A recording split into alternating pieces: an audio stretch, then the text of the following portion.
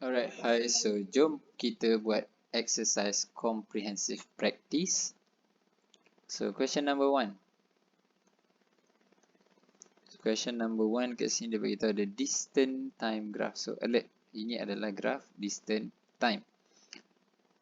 Shows the motion of an express bus for a period of 14 minutes. Calculate A, the duration when the bus is stationary.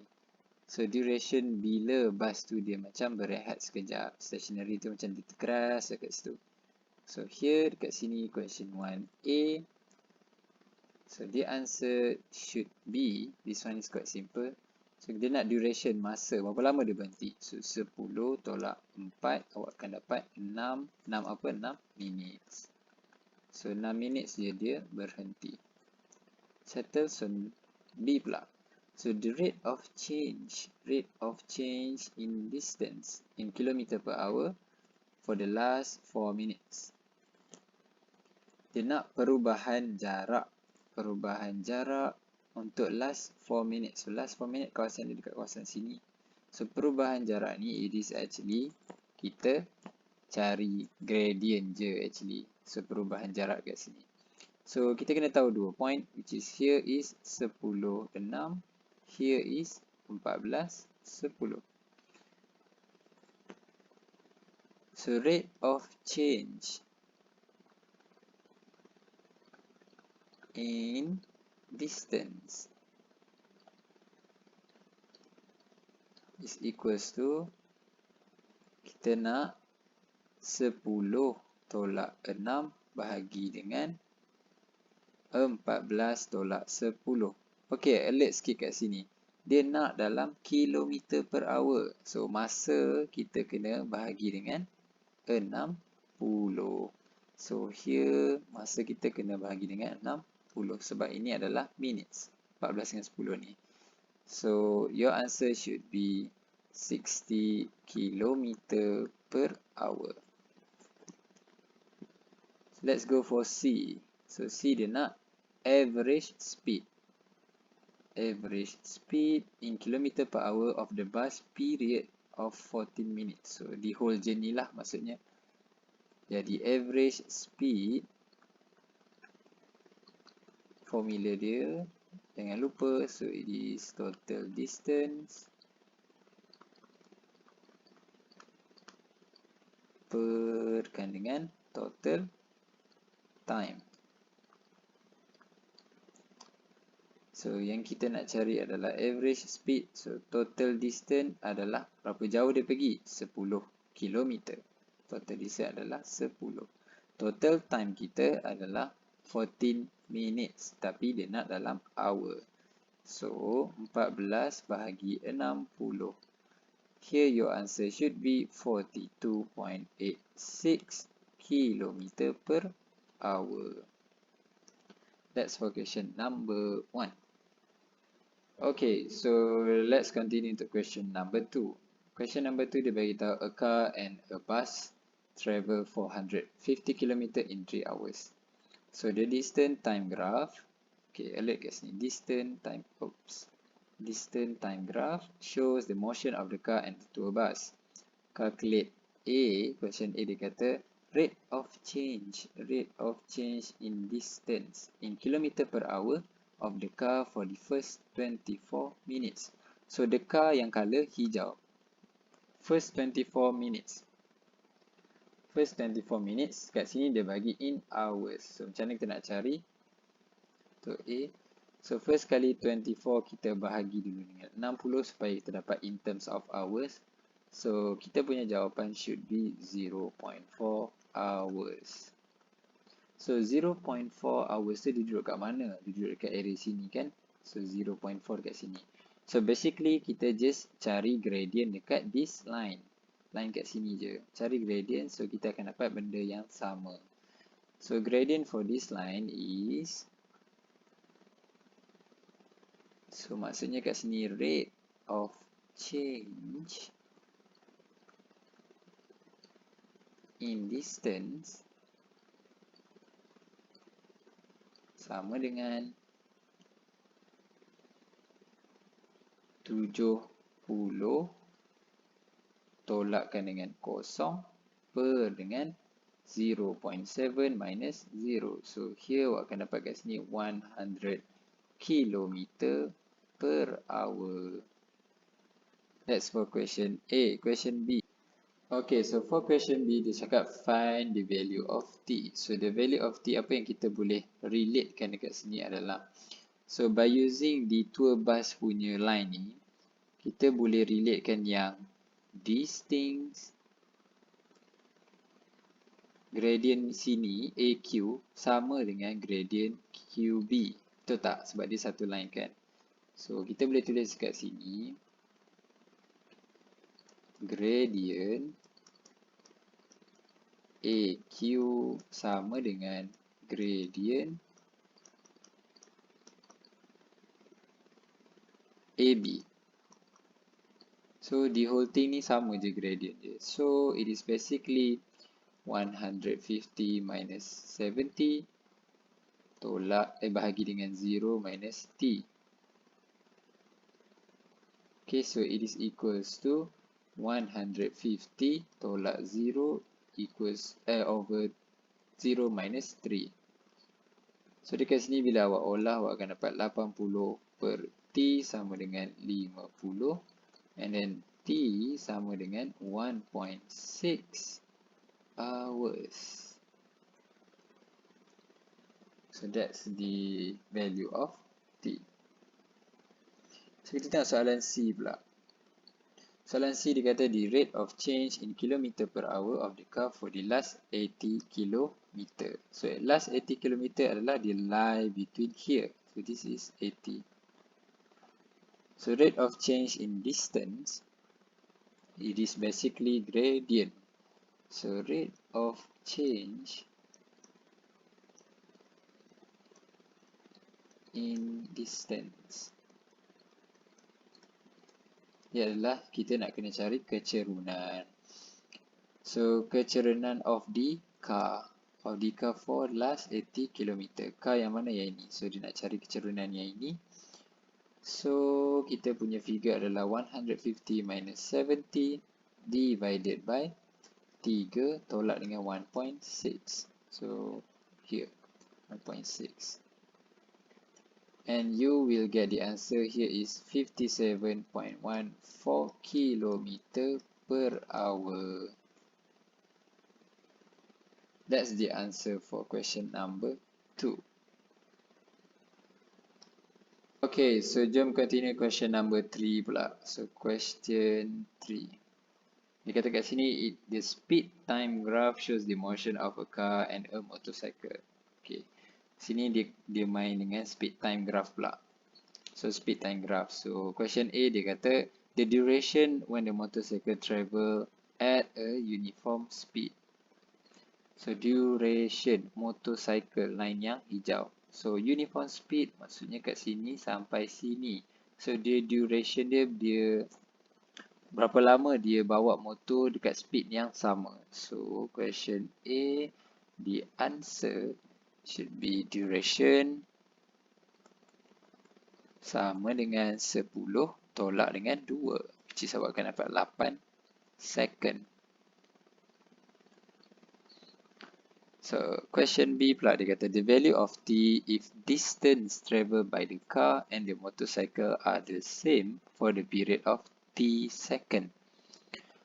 So kalau speed time dia bagi tahu distance, maksudnya dia adalah area. Distance is equals to area. Jadi dia nak bagi tahu yang area untuk kereta sama dengan area untuk motor. So kat sini apa yang awak boleh buat? Cari area for both. So area untuk motor dulu is 1/2 darabkan dengan 8 tambah 10 and then darabkan dengan 4 tambah 1/2 and then darabkan dengan 4 tambah 10 darabkan dengan T tolak 10 kat sini yang belakang ni. And then last one darabkan dengan it is equals to, it is equals to 1 over 2 didarabkan dengan T didarabkan dengan 10. Okay, so here dekat sini apa yang awak dapat is 36 plus 7 times T minus 10 is equals to 5T. So here you should get 36 plus 7T minus 7T equals to 5T. So 2T is equals to 34. T equals to 17 seconds. Okay, so untuk for those who question 8 times 10 ni, 8 tambah 10 ni dapat daripada mana? So 8 campur 10.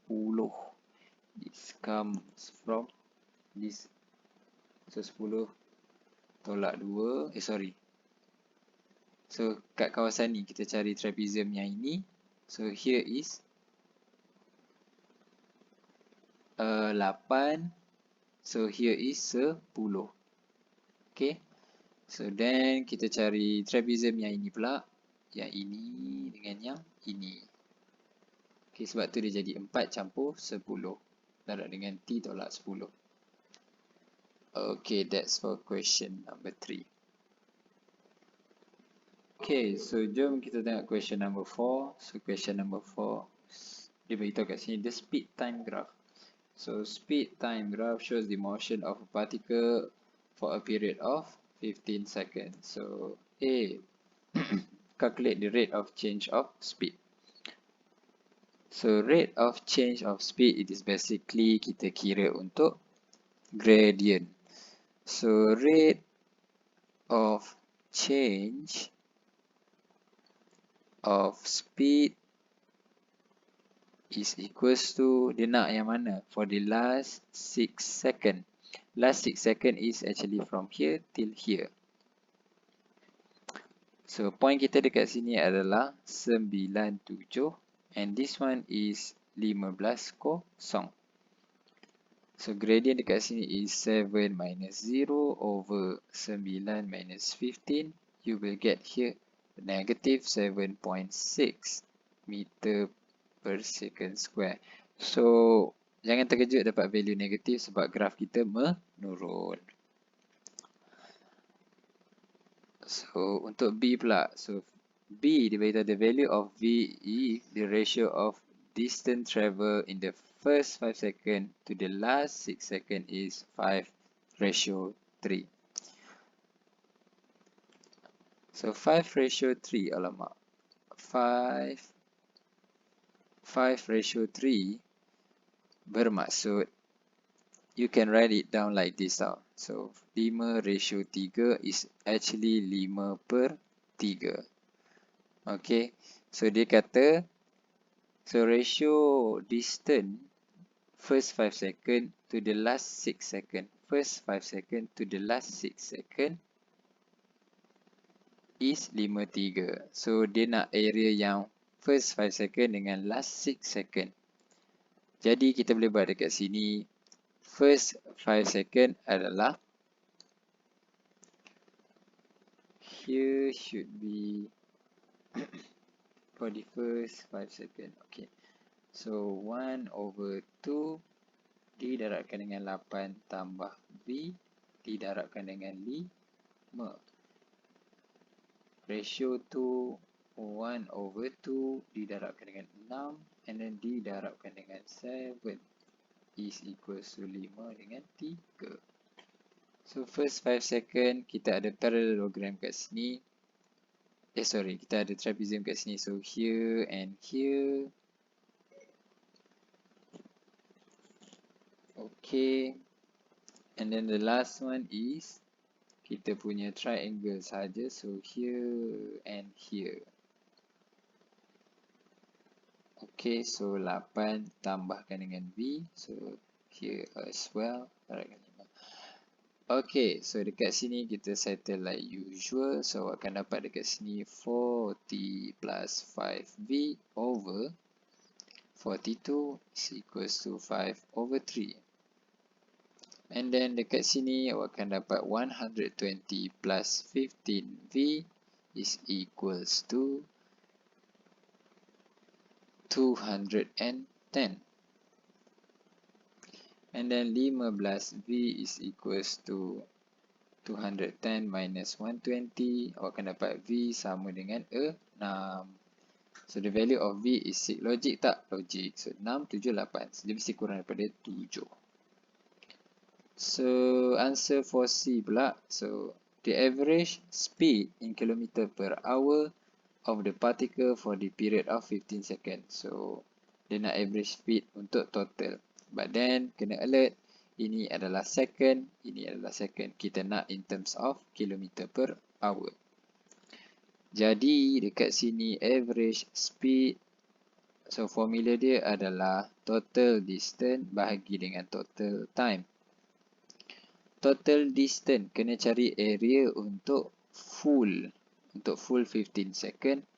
So here I write it down terus. So 1 over 2 didarabkan dengan 8 campur 6 darabkan dengan 5 tambah 1 over 2 darabkan dengan 6 campur 7 didarabkan dengan 4 darabkan dengan 1 over 2 times 6 times 7. So bahagi dengan kita punya total time adalah